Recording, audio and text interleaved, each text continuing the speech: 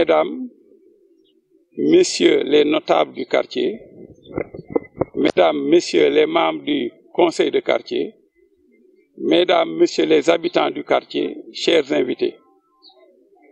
Par ce qui suit, nous tenons à remercier son Excellence le Président Macky Sall de la célérité de sa réponse à notre demande.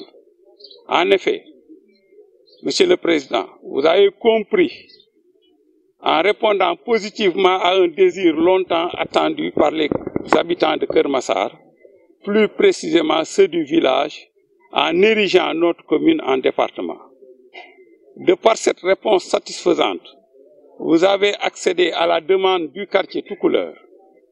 Il se trouve que ce dit quartier est le premier du village et était omis sur la liste des quartiers lors de la sortie du projet de décret 2021-687. Après les remerciements portés à votre égard par l'ensemble de la population de Keur Massar, le quartier Toucouleur tient particulièrement à vous remercier de l'aide que vous avez apportée, non seulement pour faciliter le service administratif, mais aussi répondre efficacement aux besoins des administrés. Excellence, nous restons à l'écoute. Merci. Alors, maintenant que Keur Massar est de la part du président de la République, des mesures d'accompagnement.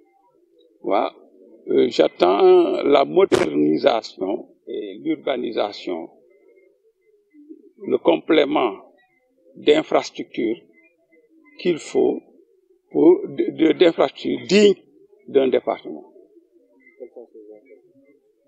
Un hôpital, une compagnie de gendarmerie, une compagnie de sapeurs-pompiers, un commissariat de police. Je ne saurais dire oui, je ne saurais dire non. Je sais que l'unanimité n'existe nulle part. Donc, ils sont libres de dire que nous ne sommes pas d'accord sur le découpage ou nous sommes d'accord. En tout cas, nous sommes satisfaits de la réponse que nous a donnée le président de la République, son Excellence Macky Sall. Notre quartier, bon, il y a des routes. Vous avez vu, là où je suis, c'est une route. Là où vous faites la présentation, c'est une route qui n'a pas été achevée. C'est une route qu'il faut terminer. Et je crois que c'est le minimum, surtout dans le cadre des inondations. Alors, nous sommes à la veille de l'hivernage. Vous ne craignez pas le syndrome de l'année dernière? Sincèrement, l'année dernière, nous n'étions pas inquiétés par les pluies. Sinon, l'année d'avant, si. Même ma propre maison était inondée. Mais ce qu'on demande actuellement, c'est de terminer les travaux avant que l'hivernage n'arrive. Donc, vous êtes dans le suivi? Pas du tout, pas du tout. Nous attirons l'attention des autorités, surtout de l'ADM, pour qu'elle termine les travaux déjà entamés dans le cadre du projet de gestion des eaux pluviales. Waaw ci gàttal ñu ngi jaajëfal président son Excellence Macky Sall si nim ñu tontoo ci suñu bëgg-bëgg. Masalan Keur Massar dafa bëggoon nekk département, yàlla def na ko. ca ba mu koy def tamit am na lu ñu ci gisoon loo xamee ne mooy fàtte si bi muy lim turu quartier yi suñu quartier ñu jóg ci ak dimbalu ñenn ñi ba loolu féete na côté féete na boor loolu nag ku la ko defal di nga ko sargal loolu moo indi ñu taxaw fii di ko sargal di ko jaajëfal di ko wax ne que dëgg neex yàlla di gis nañu nim ñu taxawoo.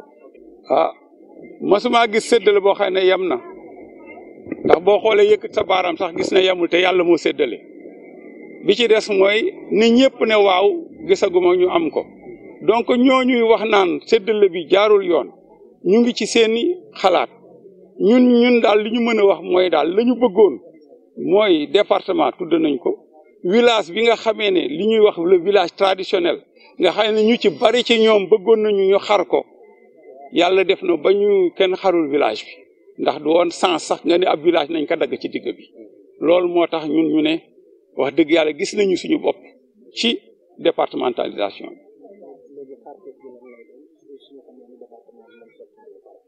waaw xam nga buñ nee département rek jige nga administration ndax dañ daan jóge fii dem ba Pikine di uti ci tribunal ba loolu dootul amati dinañu fexe aussi départementalisation bi daf ñuy indil commissariat de police ñëpp xam nañ ni Kër Massar insécurité bi bari na fi fii ñu taxaw nii fi la ñu jame woon sama doom ba mu dee kon xam nga ne kon insécurité weesuwul ñu jam xale mu dee commissariat bu ñu ko fi indee loolu yaakaar naa dina war a dàqu gendarmerie comme même chose nga indi fi sapeur pompier dootuñu dem di xaar Tëngéej ak yu mel noonu mën ngaa dox sax dem ci sapeur ba wala nga maanaam daal jigalal ñu administration bi loolu moo tax ñu ne vraiment ñu ngi ciy sant président de la république.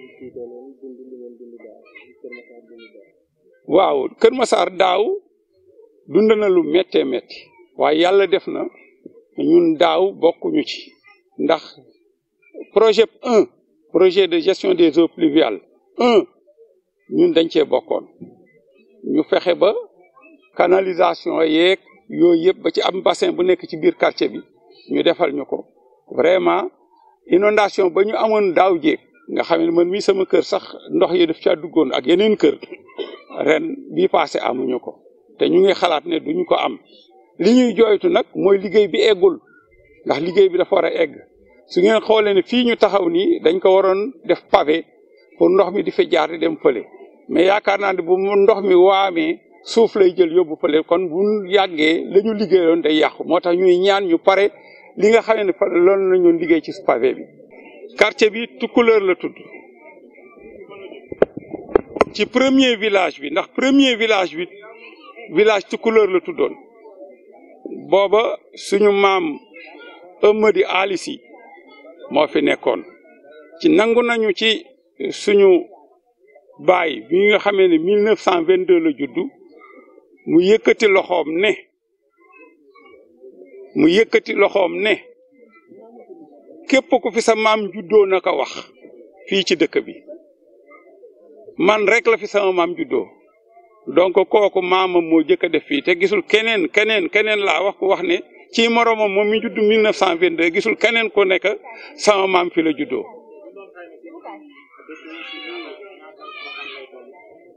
fi mu toll nii wax dëgg yàlla defuma recensement bi mais bu dee suñu quartier bii nii 49 concession la ci këyit yi ma yor ndax defoon naa recensement bi.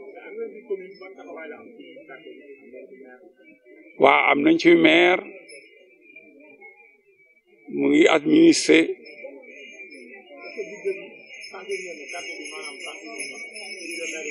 waaw loolu xam nga ku nekk ci conseil municipal bi moo ci mën a wax.